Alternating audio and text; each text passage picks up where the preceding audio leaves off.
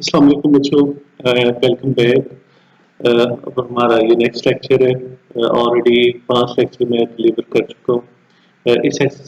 इस लेक्चर के अंदर हम एक्सरसाइज 5.3 के सॉल्यूशन को डिस्कस करेंगे। बहुत ज़्यादा चीज़ें वही हम रिपीट करने वाले हैं जो ऑलरेडी हम कर चुके हैं।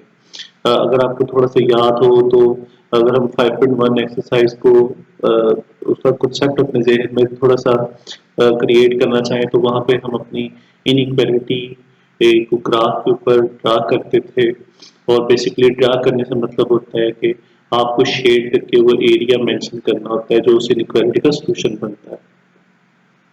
अब उसके लिए अब आपको याद होगा हम 4 स्टेप्स को फॉलो किया करते थे। वो उम्मीद है आपको ज़हन में होंगे। 5.2 एक्सरसाइज में वो जो शेडेड एरिया होता था और जो हमारे पास लास्ट के अंदर फिजिबल रीजन बनता था, वो उसके कॉर्नर पॉइंट्स जो उनसे थे वो हमने डिस्कस किए थे कि उसके कॉर्नर पॉइंट आप कैसे निकालोगे। और आज जो हमारे पास 5.3 एक्सरसाइज है, इसके अंदर जो किसी भी दिए गए फंक्शन को इनइक्वालिटी के लिहाज से मैक्सिमाइज या मिनिमाइज मेंशन करना होता है, यानी हमें बताना होता है। या जैसा कि क्वेश्चन के अंदर अगर पूछा जाएगा कि ये फंक्शन मिनिमाइज किस वैल्यू के ऊपर है या मैक्सिमाइज किसकी वैल्यू के ऊपर है, मैक्सिमाइज है भी ये नहीं है, तो वो चीज़ें हम डिस्कस करेंगे। तो अब हमारे पास कुछ ग्रुप ऑफ इनइक्वालिटीज होंगी और कुछ हमारे पास फंक्शंस होंगे, तो हम उनको डिस्कस करते हैं कि उनके ऊपर उनका मिनिमाइजिंग और मैक्सिमाइजिंग क्या करते हैं। अब यहाँ पे एक चीज़ उनसे ये देखो, हमारे जो चैप्टर के नेम के अंदर लीनियर प्रोग्रामिंग लिखी हुई है। बेसिकली 5.3 ही वो एक्सरसाइज है जो लीनियर प्रोग्रामिंग के वर्ड को थोड़ा सा एलेबोरेट करती है। उसकी वजह ये है कि बेसिकली जो हमारी डेली लाइफ के अंदर ये इनइक्वालिटीज किस तरह हमें हेल्प करती हैं वो 5.3 के क्वेश्चंस के से ही हमें पता चलता है। अभी देखो जैसे हमारे पास ये मेरे पास क्वेश्चन है। अगर मेरे पास each unit of food X cost 25 and containing 2 unit of protein and 4 unit of iron, और ये जो फूड है ये हमने कुछ एनिमल्स को देना है और एनिमल्स को हम किस कम या से कम या किस ज़्यादा से ज़्यादा तादाद में देंगे तो हमें फ़ायदा मिलेगा। तो ये वो डेली लाइफ प्रॉब्लम है जो इनइक्वालिटी के अंदर ट्रांसलेट हो जाएगी और वहाँ से फिर जो सा है हमें जो सा हमारा सोल्यूशन देंगी। तो स्टार्टिंग 2 एक्सरसाइज हमारी लीनियर इक्वालिटी, ठीक है, और उसकी प्रेजेंटेशन, और जो तीसरी एक्सरसाइज है वो लीनियर प्रोग्रामिंग के साथ लिंक करती है। और यहाँ पे आज मैं आपके लिए क्वेश्चन सॉल्व करूंगा, वो क्वेश्चन नंबर 3 होगा। तो देखते हैं क्वेश्चन नंबर 3 को हम कैसे सॉल्व करते हैं। सो मैं पहले अपना पूरे का पूरा क्वेश्चन लिख लूँ ताकि मुझे कोई प्रॉब्लम बाद में ना आए। सो क्वेश्चन नंबर 3, मुझे मैक्सिमाइजेशन ऑफ फंक्शन चेक करना। वो फंक्शन कौन सा है, वो z is equal to 2x plus 3y है और सब्जेक्ट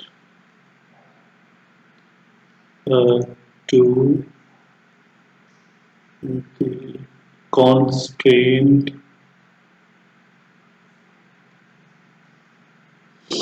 अब हमारे पास इनइक्वालिटी है कि जिनके लिहाज से हमें ये चीज़ें डिस्कस करनी है।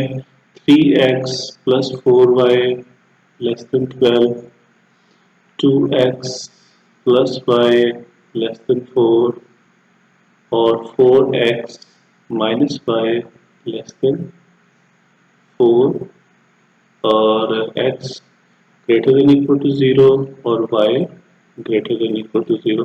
अब मैं सबसे पहले जरा इन्हीं दो कंडीशंस को देख लूं। तो अभी देखो ये तो कंडीशन कहती है जो x और y वेरिएबल है ये पॉजिटिव होगा, तो इसका मतलब है कि जो सारे का सारा जो हमारा आंसर है वो सिर्फ और सिर्फ फर्स्ट क्वाड्रेंट के अंदर ही लाई करेगा। ठीक है, क्योंकि पहला ही क्वाड्रेंट ऐसा होता है जिसके अंदर दोनों के दोनों वेरिएबल जो से हैं वो पॉजिटिव होते हैं। तो अगर हम अपना क्वेश्चन स्टार्ट करते हैं तो मेरे पास जो मेरी पहली इनइक्वालिटी है, मेरे पास आ जाएगा 3x plus 4y less than 12।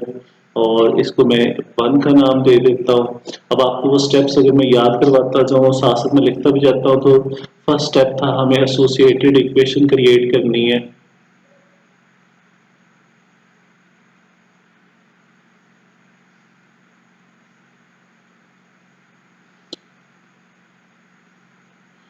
जो पहला हमारे पास है इनइक्वालिटी, उसकी एसोसिएटेड इक्वेशन होगी 4y is equal to 12। Again वही बात रिपीट कर दूंगा, जस्ट हमने इनइक्वालिटी के अपने साइन को इक्वल के साथ रिप्लेस करना है।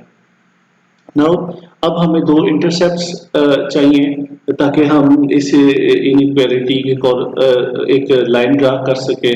ठीक है, तो वो इंटरसेप्ट मुझे कैसे मिलेंगे, वो मैं बारी बारी एक्स और वाई वेरिएबल को जीरो के इक्वल पुट करूंगा। तो फाइंडिंग यहाँ पे मैं एक छोटी सी मिस्टेक कर गया हूँ, मुझे कलर चेंज करना है। तो finding x and y intercept. So for y intercept,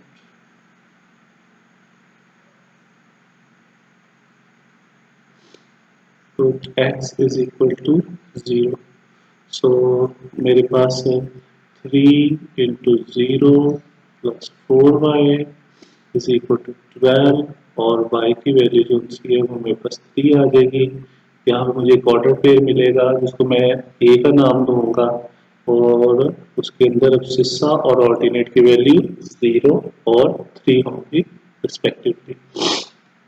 इसी तरह फॉर x इंटरसेप्ट, उसके लिए मुझे क्या करना पड़ेगा, उसके लिए मुझे अपना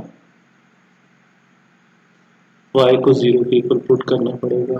तो put y is equal to 0, 3x plus 4 into 0 is equal to 12, और जो x की वैल्यू मेरे पास आएगी वो 4 आएगी। तो यहाँ से मुझे एक और ऑर्डर पेयर मिलेगा जो कि 4,0 हो जाएगा। अब यहाँ पे हमारे दो स्टेप पूरे हुए हैं, पहली एसोसिएटेड इक्वेशन क्रिएट करना, दूसरे दो इंटरसेप्ट्स को मालूम करना। अब तीसरे स्टेप की तरफ जाते हैं, इसको ग्राफ के ऊपर प्लॉट करके एक लाइन को ड्रा करना। तो 0,3 यहाँ पे आ जाएगा, ठीक है, जो कि मेरे पास आ जाएगा a के नाम से, और दूसरा पॉइंट 4,0 है और इसको मैं b का नाम दे दूंगा। फिलहाल इसको मैं फ्री हैंड ड्रा कर रहा हूँ, नेक्स्ट जब मैं इनको कंबाइन करूंगा तो फिर मैं लाइन को यूज कर लूंगा। ओके जी, आप मेरा आखिरी स्टेप रह जाएगा, ठीक है। तो putting 0,0 in 3x plus 4y less than 12। Again हम अपने ओरिजिन को अपनी इनइक्वालिटी के अंदर पुट करेंगे। अगर कंडीशन ट्रू होगी तो सेंटर वाला एरिया मार्क करेंगे, और अगर कंडीशन फॉल्स होगी तो अपोजिट ऑफ सेंटर चले जाएंगे। तो जब हम इसके अंदर ये देखो पुट करते हैं, तो जो लास्ट रिजल्ट इसका मुझे मिलता है वो 0 इज लेस देन 12।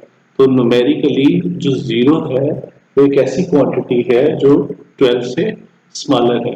तो ये कंडीशन ट्रू होगी। इसका मतलब है कि मुझे सेंटर वाला एरिया मार्क करना है, तो ये सेंटर है, तो इसको भी मुझे मार्क करना है। तो इस लाइन से लेके आगे जितनी भी ऐसे लाइनें लगाता जाऊंगा।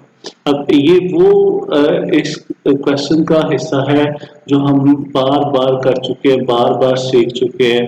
और जो सेकंड लेक्चर था वो मैंने खास तौर पे इस तरह की चीज़ों के ऊपर लगाया था, उसको मैंने आपके साथ शेयर किया था ताकि आप अच्छे तरीके से ये सारी चीज़ें जान सको। सेकंड इक्वेशन मेरे पास इनइक्वालिटी आ जाएगी, ठीक है।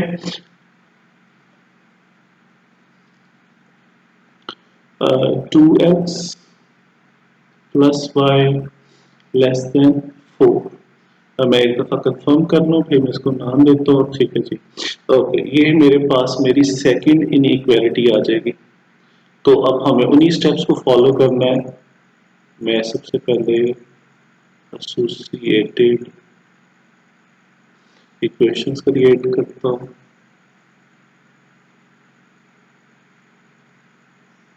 2 इस, और वो मेरे पास आ जाएगी 2x plus y is equal to 4। अब मुझे दो इंटरसेप्ट्स मालूम करने हैं, finding x and y intercept. अब मैं वो कैसे करूँगा? साइमल्टेनियसली दोनों वेरिएबल को बारी बारी जीरो के इक्वल पुट करूँगा, तो उससे मुझे मेरे इंटरसेप्ट्स मालूम हो जाएंगे। सबसे पहले फॉर y इंटरसेप्ट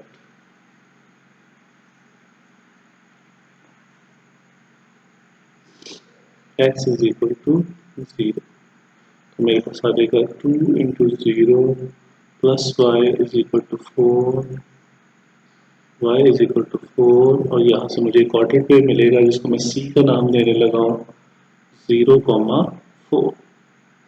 नेक्स्ट, अब मेरे पास फॉर x इंटरसेप्ट आ जाएगा put y is equal to 0, 2x plus 0 is equal to 4, y sorry, ये मेरे पास x इज इक्वल टू 2, और मेरे पास एक ऑर्डर पे मुझे मिल जाएगा d जो कि 2,0 हो जाएगा। अब मेरे पास दो स्टेप्स पूरे हो गए इसके।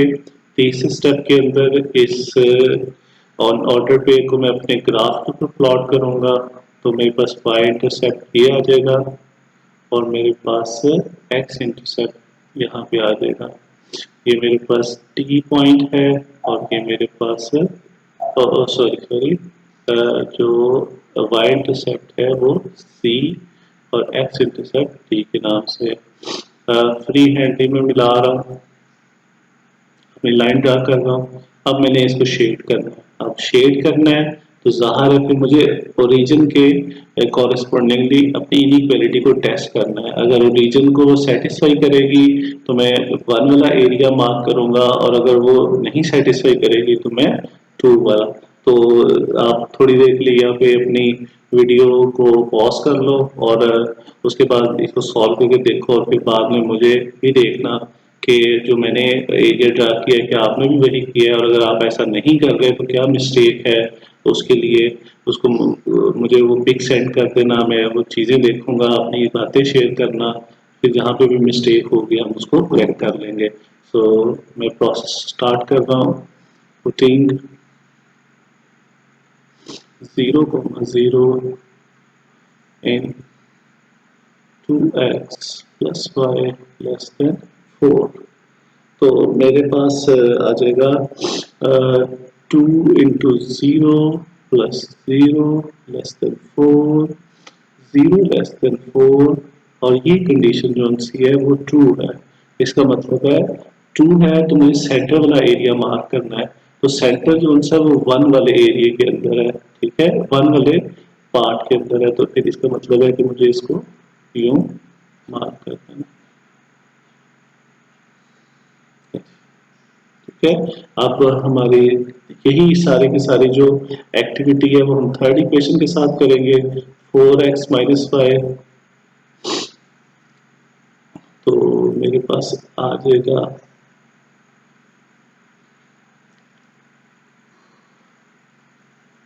4x माइनस 5 लेस देन 4, और इसको मैं थर्ड का नाम दे दूंगा। जस्ट वन टाइम जरा कंफर्म कर लें, जो हमने लिखा है 4x माइनस 5 लेस देन 4। ठीक है जी, वेरी गुड। अब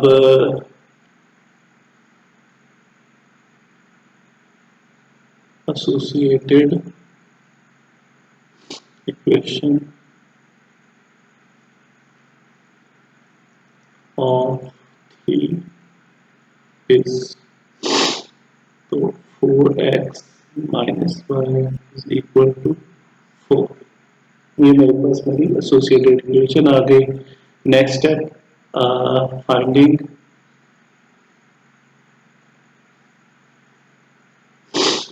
x and y intersect.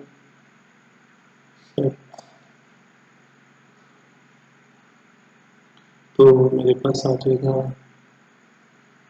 For, अब आपको याद होगा जब मैं 5.1 या 2 के क्वेश्चन सॉल्व कर रहा था तो मैं ये जो डिटेलिंग डिस्क्रिप्शन है वो नहीं लिख रहा था, जस्ट अपने क्वेश्चन को सोल्यूशन की तरफ ही जा रहा था, ये इंटरसेप्ट्स वगैरह के बारे में नहीं बता रहा था। तो ये बेसिकली तब मेरे पास थोड़ा सा टाइम कम था, तो ये आपने ज़रूर लिखना है, ताकि जो पढ़ने वाला है उसको अंदाज़ा हो जाए कि आप कौन सा मेथड यूज़ कर रहे हो। x is equal to 0 put करेंगे तो मेरे पास आ जाएगा 4 into 0 minus y is equal to 4, minus y is equal to 4 और y की वैल्यू आ जाएगी -4। मेरे पास एक ऑर्डर पेयर आएगा जिसको मैं e का नाम दूंगा और यह देगा 0 comma -4। Next y is equal to 0 put कर देंगे हम, 4x minus 0 is equal to 4 and x is equal to 1। f एक ऑर्डर पे मुझे मिल जाएगा जो कि हो जाएगा 1 कॉमा 0। सो ग्राफ के ऊपर दोनों पॉइंट्स को प्लॉट करेंगे, ये मेरे पास आ जाएगा -4 कॉमा 0 जो कि ई पॉइंट है और ये मेरे पास आ जाएगा मेरा 1 कॉमा 0 जो कि एफ पॉइंट है। ओके जी, अब हमें पुटिंग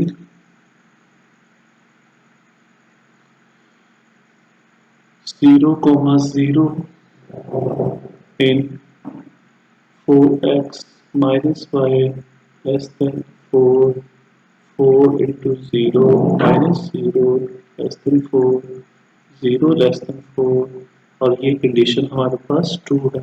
इसका मतलब है कि हमने उस रीजन को या उस एरिया को मार्क करना है या शेड करना है जिसके अंदर ओरिजिन है। तो अब देखो क्या इधर वाले हिस्से के अंदर ये जो मैंने अभी बॉक्स बनाने लगा यहाँ कहीं पे ओरिजिन है?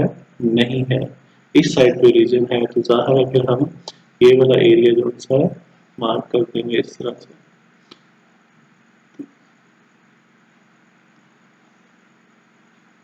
तो ये मेरे पास तीनों लाइनों को मैंने शेड कर दिया है। अब इन तीनों लाइनों को मैं अपने ग्राफ के ऊपर प्लॉट कर दूंगा। ठीक है, तो चूंकि मैंने अभी रेड ही कलर है मेरे पास तो फिर मैं रेड ही से स्टार्ट करता हूँ।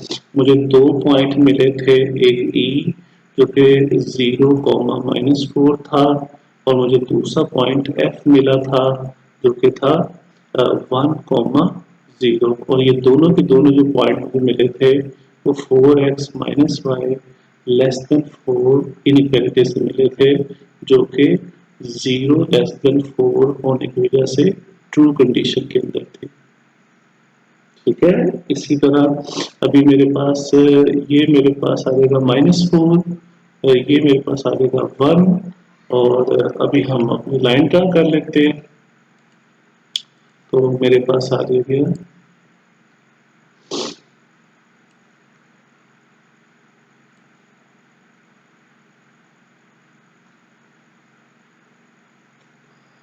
बिल्कुल ठीक है, ये हम हमारे पास जो लाइन है वो ड्रा हो गई है। अब जो एरिया मुझे मार्क करना है वो ज़ाहिर सेंटर वाला है, तो ये मैं वो एरिया जो है वो शेड कर रहा हूँ ताकि आप उसको अच्छे से देख सको।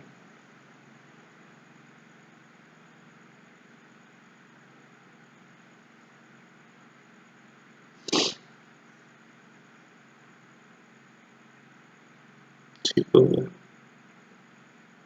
नेक्स्ट हमारे पास जो है वो 2.0,4 2,0 ठीक है। मुझे सी और डी पॉइंट मिले थे, जो कि मिले थे 2x plus Y less than 4 से, और ये जो कंडीशन थी 0 लेस देन 4 होने की वजह से ट्रू कंडीशन थी। तो अभी हम इन पॉइंट्स को प्लॉट करते हैं। 0,4 इस जगह पे आ जाएगा, तो फिर 2,0 इस जगह पे आ जाएगा। तो अभी हम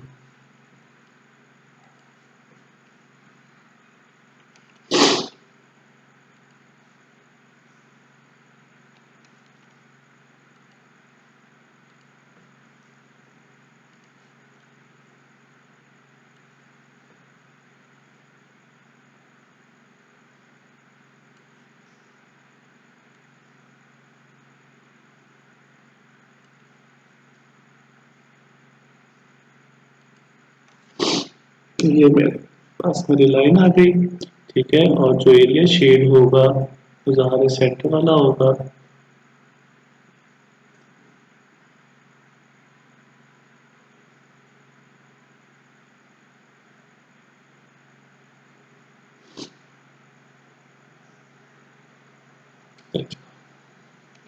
लास्ट जो है हमारे पास फर्स्ट आ जाएगा।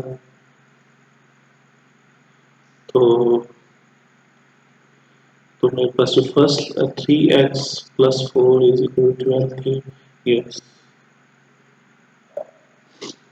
तो जो मेरे पास दो पॉइंट मुझे मिले थे ए, ठीक है, जो कि था 0,4, सॉरी मैं दोबारा चेक कर लूँ। ठीक है जी, ठीक है। हाँ सॉरी, मुझे मिस्टेक हुई से 0,3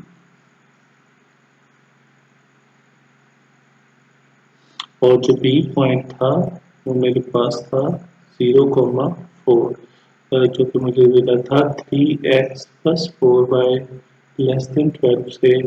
और जब मैंने इसके अंदर रीजन को पुट किया था तो ये एक ट्रू कंडीशन हो गई थी। तो उस लिहाज से भी हमने सेंटर वाला एरिया मार्क किया था। अब ए जो कि 0,3 है, ठीक है, और बी जो कि 0,4 है, तो मेरे पास यहाँ पे प्लॉट होगा। अब मैं इनकी लाइन लगा दूंगा, तो ये मेरे पास आ जाएगा कुछ ये।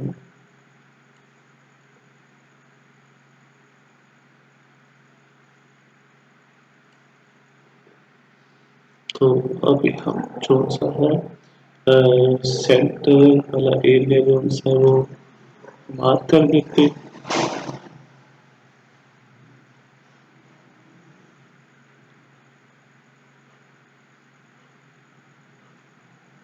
और ये हमारी सारी की सारी शेडिंग हो गई। अब यहाँ पे अगर आप अब ध्यान से देखो, तो मैं अगर अपनी लास्ट कंडीशंस भी लिखूं, ठीक है, जो कि थी x greater than is equal to 0 और y greater than is equal to 0, तो फिर यहाँ से अब हमें अंदाजा हुआ था कि हाँ, जो हमारे पास जो आखिरी सॉल्यूशन है वो रह जाएगा क्वाड्रेंट 1 के अंदर। अब जरा मैं इसको इस ग्राफ को थोड़ा सा बड़ा करने लगा हूँ, ताकि मैं आपको दिखा सकूं कि हमारा कौन सा जो सा एरिया मेरे सॉल्यूशन के लिए जो सा वो बच जाएगा। तो अब देखो, ये एक ऐसा एरिया जिसके अंदर तीनों के तीनों कलर है, जिसको मैं येलो कलर से हाईलाइट करने लगा हूँ। तो मैं थोड़ा सा बिल्कुल एहतियात के साथ जाऊंगा।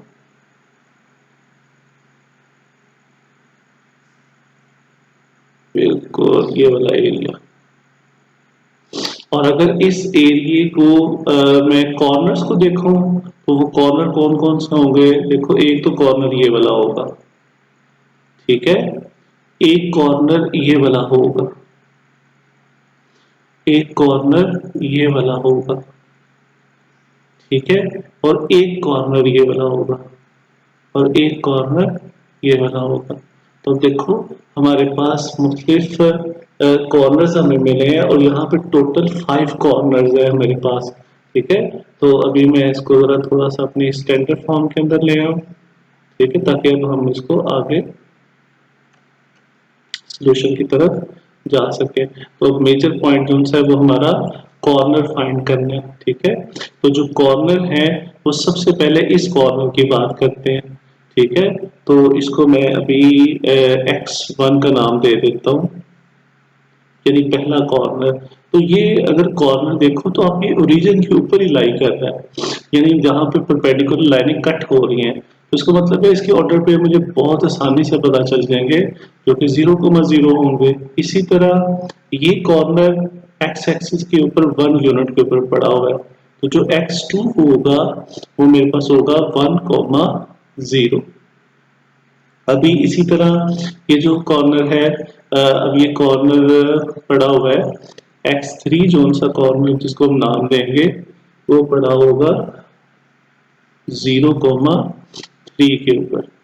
हाँ, दो कॉर्नर की वैल्यू हमें कंफर्म नहीं है। अब इनको हम कैसे फाइंड करेंगे? इनको अब हम साइमल्टेनियसली सॉल्व करेंगे। अब किन किन को सॉल्व करना है? तो देखो ये जो कॉर्नर है वो किन दो कलर की लाइनों से मिलने के बाद बन रहा है, वो एक ब्लू लाइन से और एक ग्रीन लाइन से। तो यानी इसका मतलब है कि इन दोनों को हमें आपस में सॉल्व करना है, यानी इनकी एसोसिएटेड इक्वेशन को जब हम सॉल्व करेंगे तो वहां से एक्स और वाई की जो हमें वैल्यू मिलेगी वो भी हमारा आंसर पॉइंट होगा। तो अभी मैं सामने इसको सॉल्व करता हूँ। इसी तरह ये जो कॉर्नर है वो रेड और ब्लू से मिलेगा, तो इन दोनों को जब मैं सॉल्व करूंगा तो फिर मेरे पास आ जाएगा। तो अभी मैं नाम लिख देता हूँ, तो सॉल्यूशन के बाद मैं उनकी वैल्यूज पुट कर दूंगा। सो मेरे पास x4 आएगा। ठीक है, अच्छा ओके, नीचे ही लिख देते हैं ताकि हमें याद रहे कि हमने खुद फाइंड किया हुआ है।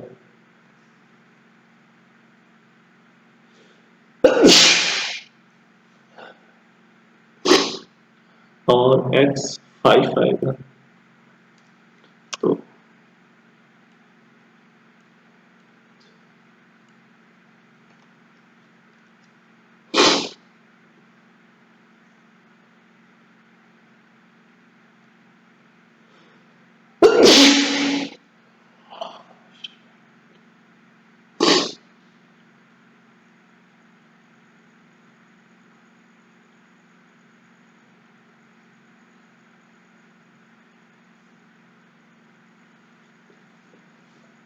ओके जी, तो मैं अपनी इस इक्वेशन से y की वैल्यू फाइंड कर रहा हूँ, जो कि मुझे साफ नजर आ रही है। 4 - 2x मिल जाएगी, और इस y की वैल्यू मैं पुट कर दूंगा अपनी अपर इक्वेशन के अंदर। तो मेरे पास आ जाएगा 3x + 4 × 4 - 2x is equal to 12। 3x + 16 -8x is equal to 12। अब यहाँ पे आ जाएगा -5x, और जब ये हो जाके माइनस हो जाएगा तो -4 आएगा, तो मेरे पास x की वैल्यू आ जाएगी 4/5। अब ये जो 4/5 है मैं इस जगह पे पुट कर दूंगा, इस x की जगह पे, और यहाँ से मुझे और मेरी y की भी वैल्यू मिल जाएगी। तो 4 × -2 4/5, 4 - 8/5, और ये मेरे पास आ जाएगा 20, 20 - 8 12/5 y की वैल्यू। और अब जो मुझे x4 के जो कोऑर्डिनेट्स मिले हैं वो मिले हैं, मेरे पास x की वैल्यू जो सी है वो 4/5 है और y की वैल्यू 12/5 है। अब इसी तरह अब मैं इन दोनों इक्वेशंस को सॉल्व करूंगा, तो वो मेरे पास है 2x + y is equal to 4, और यहाँ पे second 4x - y is equal to 4। अब फॉर्चुनेटली ऐसा हुआ है कि मेरे पास एक मौका आया कि मैं आपको साइमल्टेनियस इक्वेशन की जरा सॉल्यूशन टाइप्स के नाम भी साथ ही बता दूं, तो थोड़ा सा मैं जरा अलग कर लूं। अब अगर आप देखो तो जो ऊपर मैंने मेथड सॉल्व किया है,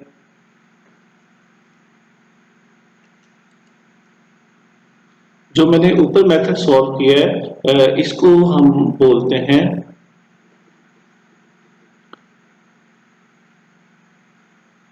पुटिंग मेथड।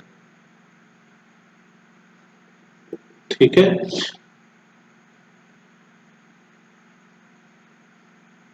और अभी जो नीचे हम करेंगे ये हम कैंसिलेशन ऑफ वेरिएबल कर लेंगे। अभी देखो, अभी इसमें वैल्यू इसको एलिमिनेट मेथड भी बोल देते हैं। ठीक है, तो मैं क्या करूंगा, इन दोनों इक्वेशन को आपस में सॉल्व कर लूंगा। वो आप बोथ वे में सॉल्व कर सकते हो। अगर आप इन दोनों को ऐड करना चाहते हो तो ऐड कर लो, और अगर इन दोनों को सब्ट्रैक्ट करना चाहते हो तो सब्ट्रैक्ट कर लो। मेन मकसद ये होता है कि ये दो प्रोसेस करने से किसी ना किसी एक वेरिएबल जो सा वो बिल्कुल खत्म हो जाए। देखो मुझे साफ नजर आ रहा है भाई कि यहाँ पे जो साइन पॉजिटिव है और नीचे नेगेटिव है, और अगर मैं इन दोनों इक्वेशंस को ऐड करूंगा तो ये दोनों आपस में कट जाएंगे। तो ये कट के ये दोनों प्लस होके 8 आ गए इक्वल, और ये दोनों प्लस होके 6x आ गया। तो x की वैल्यू मेरे पास आ जाएगी 8/6, और अगर मैं इसको सिंप्लीफाई करूंगा तो मेरे पास आ जाएगी 4/3। तो जो x की वैल्यू मेरे पास आई, तो अब ये जो x की वैल्यू है आप किसी भी इक्वेशन के अंदर पुट कर दो, वहां से आपको y की वैल्यू मिल जाएगी। तो मैं जो सा इक्वेशन नंबर 1 के अंदर पुट कर देता हूँ, तो 2 × 4/3 plus y is equal to 4।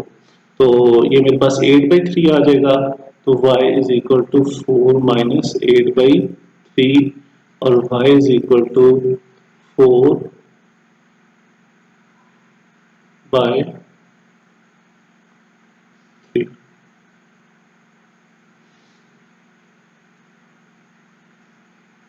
तो ये मेरे पास उनसे मेरा वैल्यूज आ जाएंगी। अब इनको भी मैं यहाँ पर पुट कर दूंगा।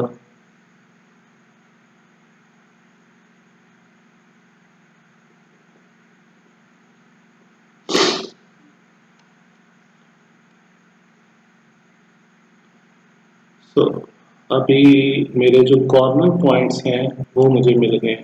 ठीक है, तो मैं इनको जरा दोबारा लिख लूँ। दी कॉर्नर पॉइंट्स आर, अब वो मेरे पास 5 हैं। पहले को मैंने x1 का नाम दिया, वो मेरे पास 0,0 है। दूसरे को मैंने x2 का नाम दिया जो 1,0 है। तीसरे को मैंने x3 का नाम दिया जो 0,3 है। चौथे को x4 का नाम दिया जो कि 4/5, 12/5 है। जबकि पांचवा और जो आखिरी कॉर्नर पॉइंट है वो मेरे पास आया था 4/3, 4/3। तो अब जो 5.2 एक्सरसाइज थी वो मेरे कॉर्नर पॉइंट पे स्टॉप हो जाती थी, मगर अब हमने यहाँ पे स्टॉप नहीं होना। मेरा जो आखिरी काम है, मुझे वो अपने ये जो ऊपर फंक्शन दिया हुआ है इसकी मैक्सिमाइज वैल्यू जोन से है वो देखनी है कि किस पॉइंट के ऊपर ये फंक्शन जोन है वो मैक्सिमाइज होता है। ठीक है, तो अब हम बारी बारी वो जो पॉइंट्स है वो इसके अंदर पुट करते हैं। तो मैं सबसे पहले जरा लिख लूँ, मेरे पास आ जाएगा z is equal to 2x + 3y। दोबारा चेक कर ले मेरा, कंफर्म हो जाए। 2x + 3y। तो ओके, सो सबसे पहले मैं इस फंक्शन के अंदर पुट करूंगा, पुटिंग x1 जो कि है 0,0। तो मेरे पास z की जो वैल्यू है वो इक्वल आ जाएगी 2 × 0 + 3 × 0 तो z की वैल्यू मेरे पास आ गई 0 at z is equal to 0 at 0,0। अब दूसरी जगह पर मैं पुट कर दूंगा x2 को। सेकंड मेरा कॉर्नर था जो कि 1,0 था। तो अभी देखो जब हम उसकी वैल्यू पुट करते हैं तो z is equal to 2 into 1 plus 3 into 0। तो जो z की वैल्यू है वो 2 आ जाएगी एट 1,0। तो मेरे पास दो सी वैल्यू आ गई। अब इसी तरह मैं अपना तीसरा पॉइंट पुट करता हूँ। तो पुटिंग जो x3 है उसकी वैल्यू थी 3,0। तो नहीं सॉरी 0,3। तो मेरे पास z इज इक्वल टू आ जाएगा 2 इंटू 0 प्लस 3 इंटू 3। और ये मेरे पास z की वैल्यू आ जाएगी 9 एट 0,3। ये मेरे पास आ जाएगा। नेक्स्ट मेरे पास जो है x4 आ जाएगा। पुटिंग x4 जो कि है 4/5 12/5। तो z is equal to 2 into 4/5 plus 3 into 12/5। तो मैं भी इसकी सिंप्लीफिकेशन कर देता हूँ। 8/5 प्लस 36/5 एलसीएम ले लेंगे 5 आ जाएगा। 8 प्लस 36 आ जाएगा और मेरे पास आ जाएगा 44/5। और ये जो आंसर है मैं इसको डेसिमल में लिखना चाहूँगा। सो मुझे 1 मिनट दे दें मेरा।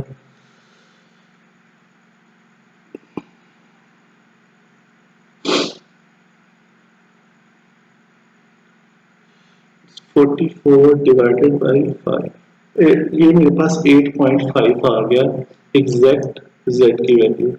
सो z की वैल्यू जो है वो 8.8 है। 8.8 है एट, सॉरी मैंने पहले 5 बोल दिया था, एट 4/5 12/5। लास्ट पुटिंग मेरा थोड़ा सा राइटिंग पुटिंग x5 जो कि है 4/3 तो z मेरे पास आ जाएगा is equal to 2 into 4/3 plus 3 into 4/3। तो z मेरे पास आ जाएगा 8/3 प्लस 12/3 और z मेरे पास आ जाएगा 20/3। और जब मैं इसको डिवाइड करूंगा तो वो जरा देखो, वो मेरे पास आ जाएगा 6.7 after round bottom 6.7 at 4/3 और 4/3।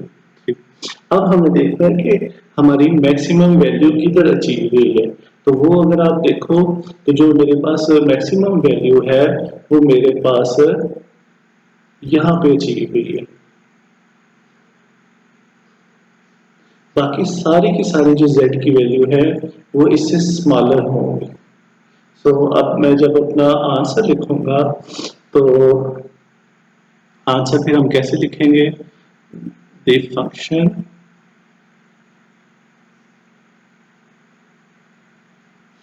z इज इक्वल टू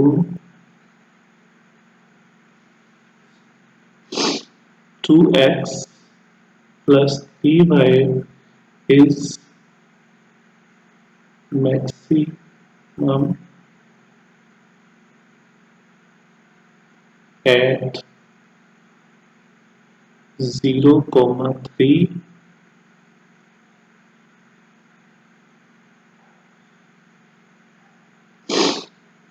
ये अब हमारे पास प्रॉपर मेरे क्वेश्चन का आंसर आ गया। अब अगर आप देखो तो हमने क्या क्या चीजें यहाँ पे की हैं, मैं इनको थोड़ा सा रिपीट कर दूं।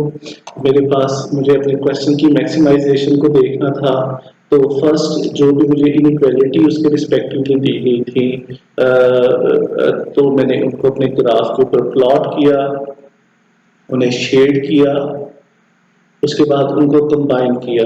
कंबाइन करने के बाद जो मेरा रिजल्ट एरिया था, जो रिजल्ट रीजन था, ठीक है, मैंने उसको मेंशन किया। अब चूंकि मेरे पास एक बहुत एसेंशियल कंडीशन यहाँ पे जो उनसे वो पड़ी हुई थी, ठीक है, ये वाली, ठीक है, और इस कंडीशन ने जो सारे का सारा सोल्यूशन था उसको सिर्फ फर्स्ट क्वाड्रेंट के अंदर रिस्ट्रिक्ट कर दिया था।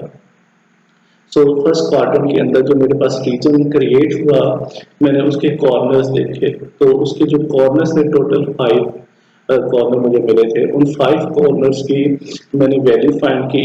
उनमें से जो 3 कॉर्नर्स थे वो तो वैल्यू मुझे ऑलरेडी ग्राफ में ही दे दी थी, एग्जैक्टली वैल्यू थी, मगर 2 कॉर्नर इसके अंदर x4 और x5 था उनको मैंने